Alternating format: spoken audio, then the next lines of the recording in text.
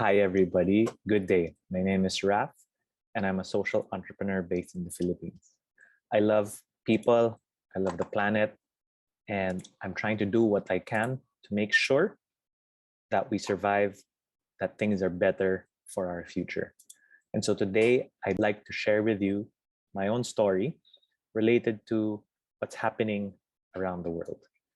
So again, my name is Raf. I'm a social entrepreneur. I'm a sustainability consultant.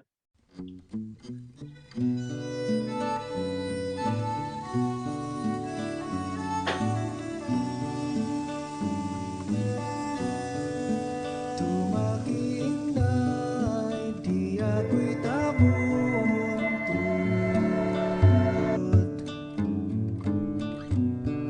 Awit ko'y ambong, taguan taw labog.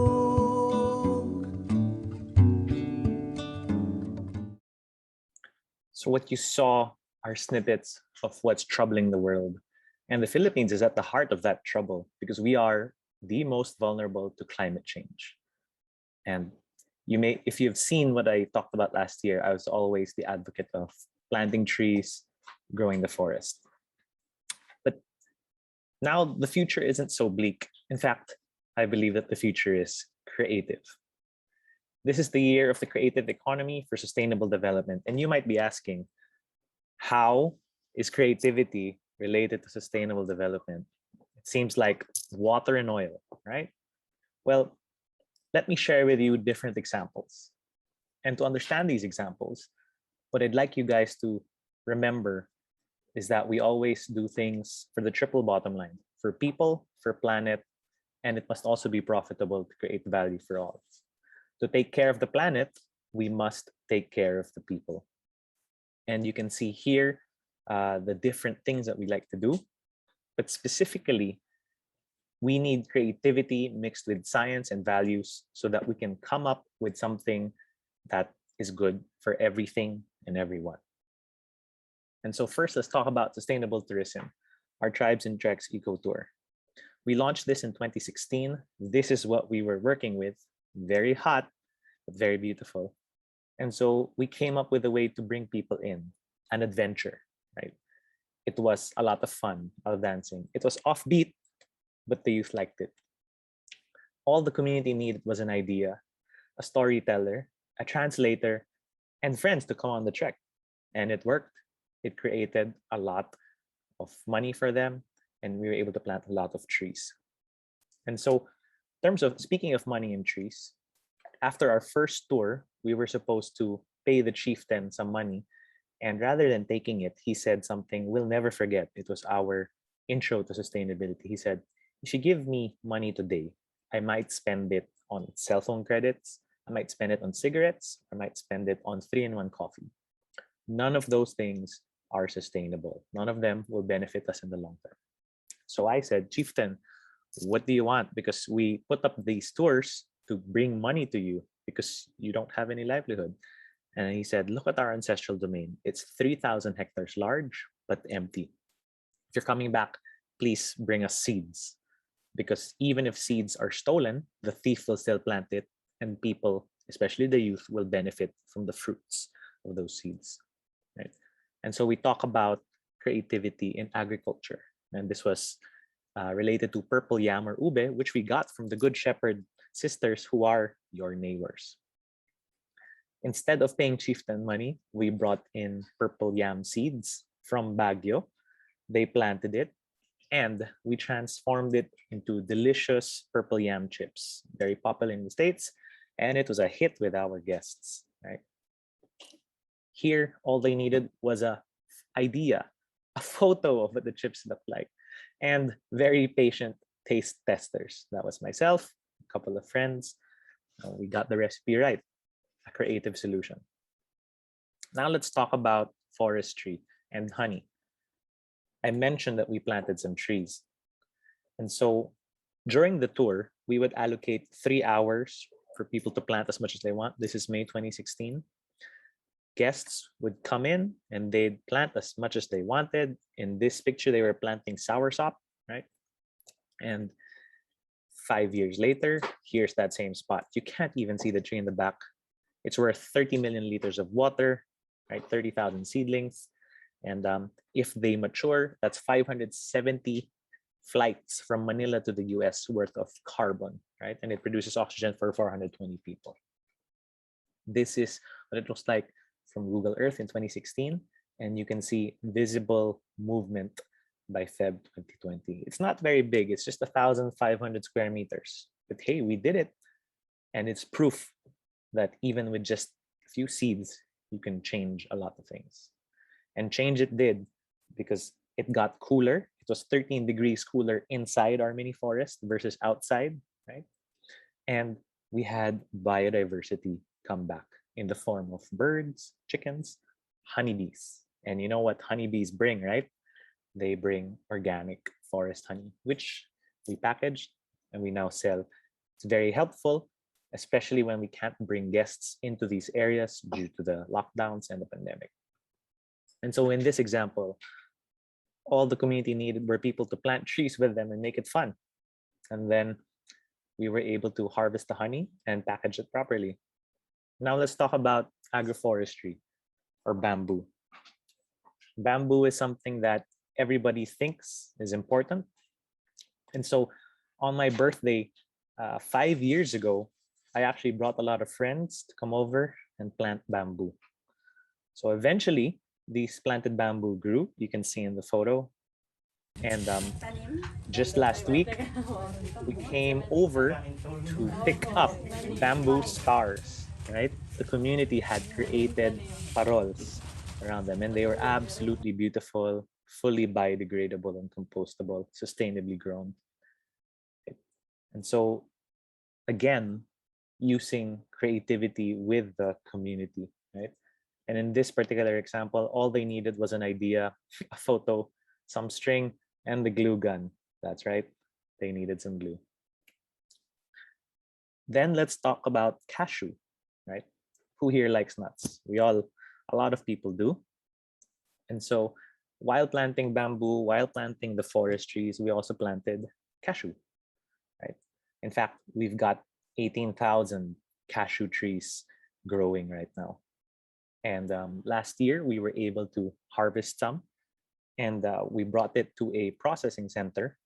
And now we have cashew butter, organic, locally grown, premium, absolutely delicious, working together with the lowland and the upland communities. Here, all they really needed was someone to connect the dots. Now let's talk about online education, our digital tours and workshops. So if you remember, my first example was about tourism, and we would do a lot of tours, and they were very engaging, very informative, very exciting. But we couldn't travel to these places during the pandemic. And so one of the key people that we were working with, Ate Erlinda, was a very, very smart person. She was the cultural teacher of the Aitas, an elder in their village that had a lot of wisdom and knowledge. And she was one of the people who taught us how to move from charity to sustainability. She basically said, if you're coming here to work with us, make sure you benefit and we benefit. Because if both parties benefit, then this becomes a sustainable relationship. And then it becomes sustainable for everybody. So we thought, hey, maybe we can feature them as one of the teachers. Teach globally, but allow people to see locally through their eyes. And so we started with the different communities, teaching them about technology and what we would do, right? Getting them laptops was very important, so you can do different things. And eventually, they're on Zoom teaching students in Singapore, Malaysia, Indonesia, Vietnam, and China. Isn't that amazing? Of course, we had to translate. And we didn't stop there. We started filming them, right? And as they were filmed, I had to film as well so that we could create a good story. And now we have a very interesting and innovative choose your own adventure program. Hi guys, my name is Raf. I'm going to take you on a journey to discover my life as a social entrepreneur.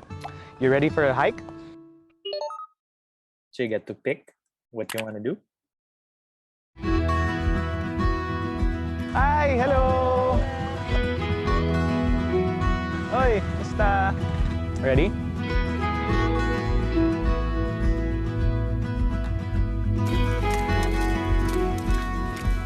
Oh no, because it's eating on the way.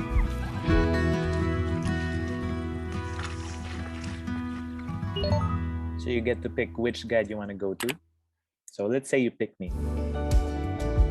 So this valley wasn't always the way it looks today. About 30 years ago, this valley was filled with rice fields and cotton fields. We had a regularly flowing river, lots of trees. But deforestation and eventually the explosion of Mount Pinatubo destroyed the entire ecosystem. In fact, when the volcano erupted, it buried everything here in 50 feet or 17 meters of ash, which basically hit the reset button into society. And that really resulted in the community here being left behind technologically, food security-wise, and even forgetting parts of their culture. So we've also included challenges or activities in the middle so that people can process what they learn. And next, you can pick a different guide, the Stake Chieftain.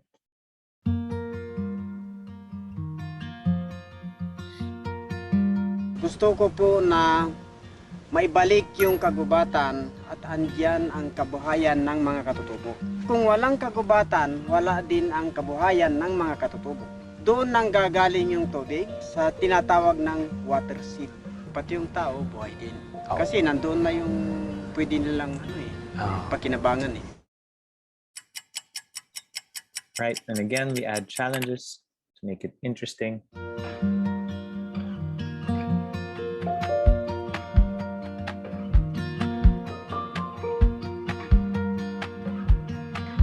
So it's time for me to tell you what our social enterprise is. It's called Make a Difference Travel or MAD Travel.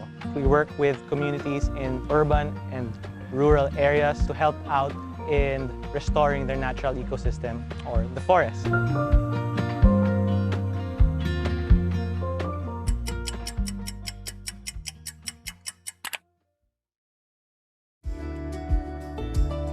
So when we came here and saw how terrible the environmental situation was, we really wanted to create change, wanted to help, wanted to plant a lot of trees, but we were very disconnected from the community.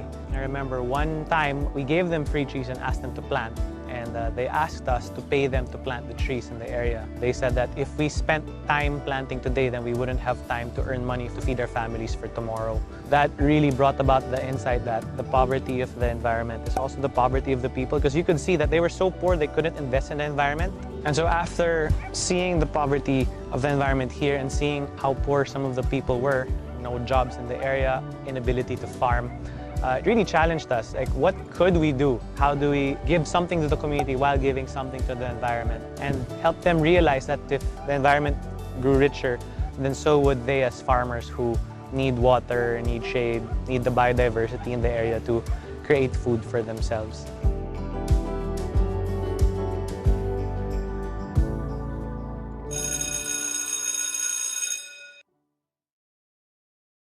And in this particular example, all they really needed was a storyteller, a scriptwriter, a camera, and a laptop. In all these examples, when I look back, what they really needed was someone to believe in them, someone to work in them. That person who believed in them could be you.